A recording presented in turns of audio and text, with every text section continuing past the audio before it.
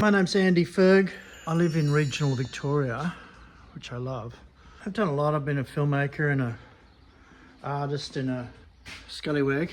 I meet a lot of people, especially when I write about. You know, I travel everywhere.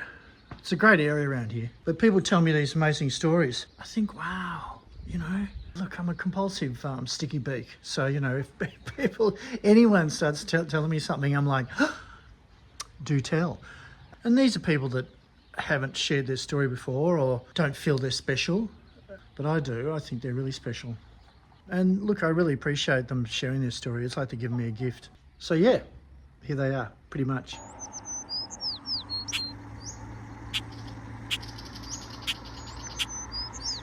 So, are you comfy? Yeah, I think so. So you're going to sit back or forward? I'll sit.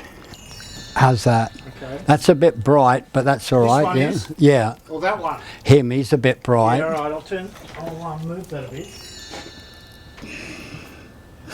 What? Could be in a film. That's it. Is that better? Yeah, that's better. I was born into a coal mining town in Warwickshire where they mined anthracite. They called it black gold. Where you're born, what you fall into is, it's a lottery. My dad's family were from Dublin. My mum's lot were from Kilkenny. They mined the same seam of anthracite that went up from Coventry, up under the Irish Sea and back up in Kilkenny. So both sides of my family were coal miners. And but my dad, after he came back from the war, the Second World War, he said, I'm not going down the pit. So he was the only one of the brothers that he said I became a plasterer's mate, and didn't suit me, so he became a fireman. And each time he was promoted, we moved till we ended up in Stratford upon Avon, which is if you're going to grow up in a town in England that's interesting, that was it. It was, I woke up in such a I went to school in the street where Shakespeare was born. Yeah, he was our local hero, Shakespeare. We called him Bill the Quill, which was sweet. But that started my the adventure. But the thing is, both my sides of my family were immigrants, so they were Irish, and my mum always said that I grew up behind enemy lines. So I come on like an Englishman, but there's nothing English about me. So what I started to do very early on was I was in and out of Ireland all the way through the late 50s, early 60s, spending my summers in Ireland like Shane McGowan. You know, I'd finish school and I'd be off with my mum back to Castlecoma, and I'd be in back in the bush with my brothers or my uncles and that. What, you? Enough. Yes, I think that was the start of it. Hard ass. I mean, I was born into a house with two of my uncles, my grandparents and my auntie. So there was 7 or 8 of us in the house. No inside toilet, no bathroom, 2 up, 2 down. It was hard ass.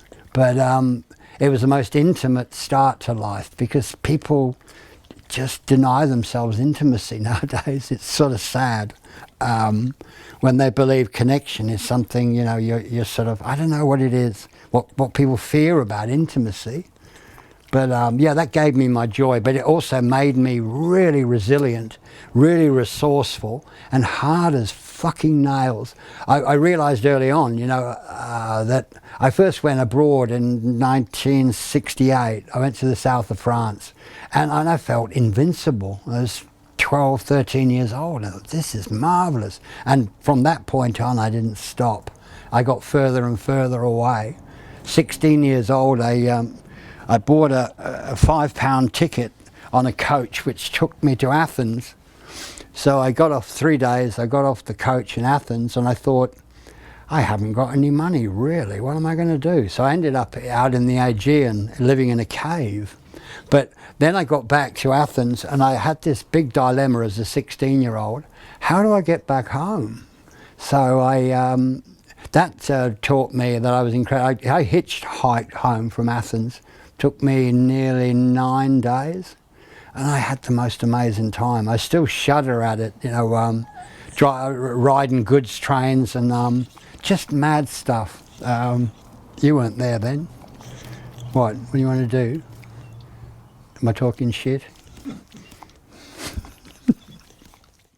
I travel with a silver dollar, and when I start out, I get two possibilities: toss, heads one, tails the other. So I tossed the coin, ended up in Berlin. Tossed the coin, Berlin to Helsinki. Tossed the coin, Helsinki to Reykjavik. Tossed the coin, Reykjavik to Warsaw. Tossed the coin, Warsaw to Athens. Tossed the coin, Athens to Kathmandu. Tossed the coin, Athens to Hanoi. Toss the coin, fly back to Darwin. It was an incredible trip. So every year I'd go on these excursions where you just take the spinning coin and just get a few possibilities in your head and just absence of fear, just take off.